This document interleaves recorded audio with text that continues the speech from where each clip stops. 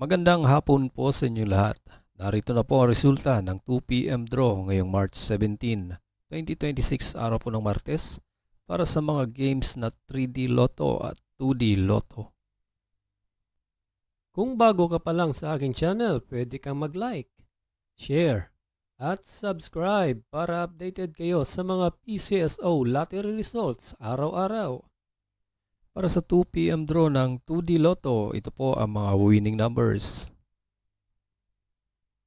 8 and 10 in exact order.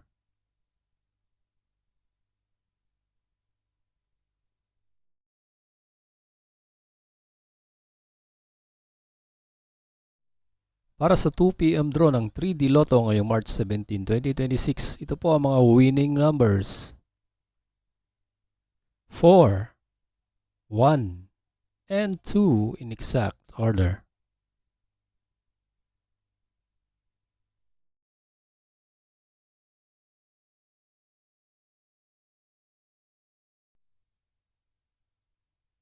Congratulations po sa lahat ng nanalo.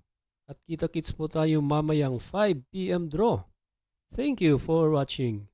God bless us all.